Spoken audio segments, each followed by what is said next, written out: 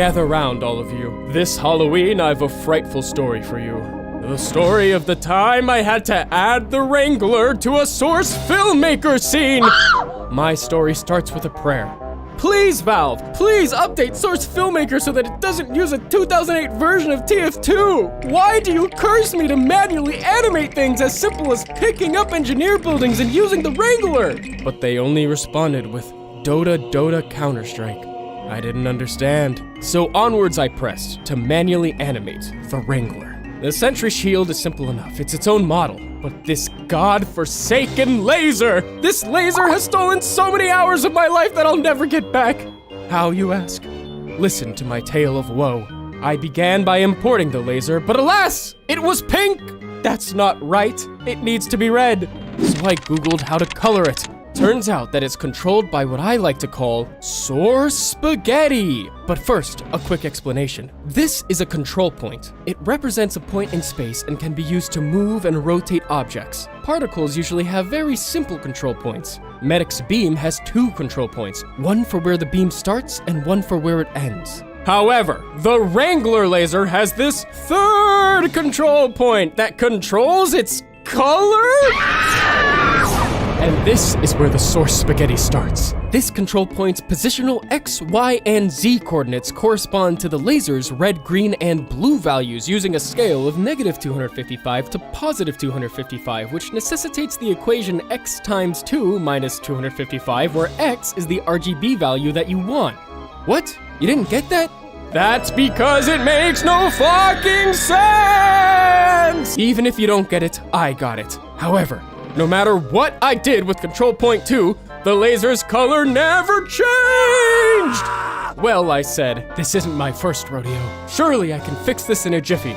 But how wrong I was. Firstly, I went into the particle editor to see if there was a color value in there. Eureka! There was! But no matter what you do to it and its surrounding values, nothing happens. Then I wondered, just a moment, the laser is pink.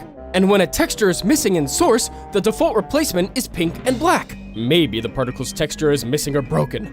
So I asked all throughout town if someone could please lend me their version of every file related to this laser. I imported them into my directory and it was still pink! By then, I was banging my head against my keyboard and finally decided that it's time to concede and verify the integrity of the game cache.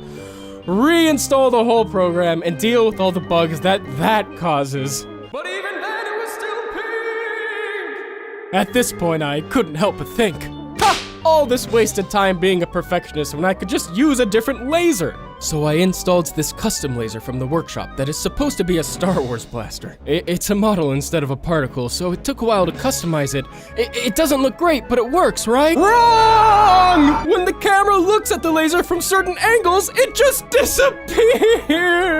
Then I tried using this laser particle, and I don't even remember what happened with this one, but I assure you it didn't work! So we're back to this laser. After brainstorming with other SFM villagers, I imported the laser into a different map and realized, what the fuck?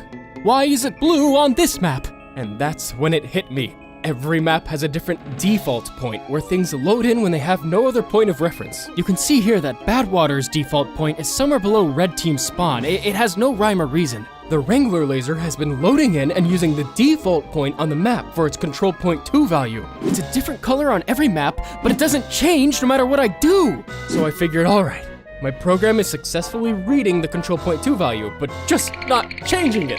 Alax friend, can you please take my SFM project, move Control Point 2 to make the laser red, and then send it back to me? He promptly sent me this in response. That's right, his computer couldn't even handle the project, so he had to make a new project that was just the laser on Badwater, which I then had to import into my project, which is its own scary, unintuitive process. But finally, here we are. It works. Despite reinstalling the program, despite verifying the game's cache, despite replacing the particle files outright, my Control Point 2 is just irreversibly broken. My theory, there's a ghost in my machine. But hey, at least it worked eventually, right?